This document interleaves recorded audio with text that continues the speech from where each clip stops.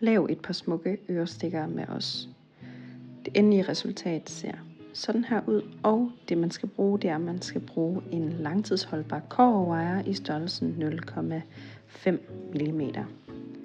Man starter med at sætte en guld rokai Miyuki perle på nede i bunden, og så folder man den på midten, sådan at Miyuki perlen ender med at være i bunden. Så tager man sin dråbeformede kvarts eller en anden perle og sætter på. Sådan der. Så splitter vi vores wire og sætter en Miyuki rokai på i hver ende af wiren. Sådan her. Og så tager vi en Miyuki perle mere og fører den anden wire igennem, sådan at den bliver samlet på den her måde.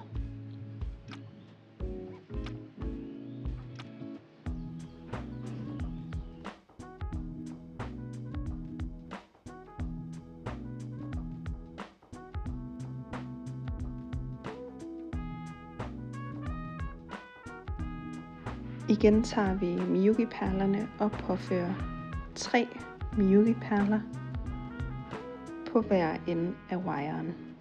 Først 3 på den ene side, og så 3 på den anden side.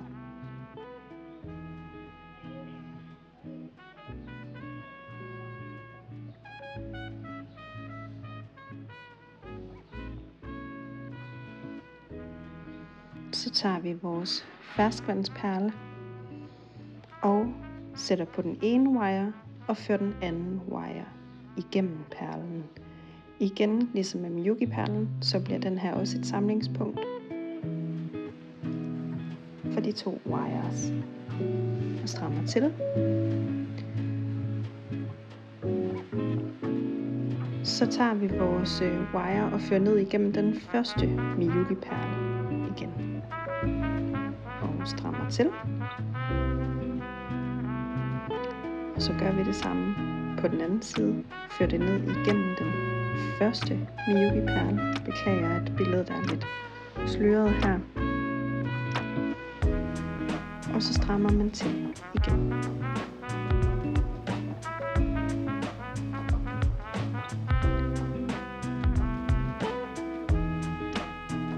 Så tager vi vores bidesaks og klipper det overskydende wire af.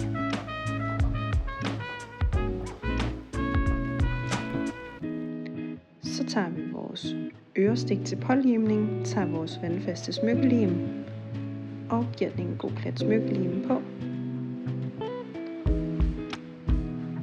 Og så er det ellers bare at lægge den til at tørre efter limens anvisninger, og sådan her vil det færdige resultat se ud. God fornøjelse.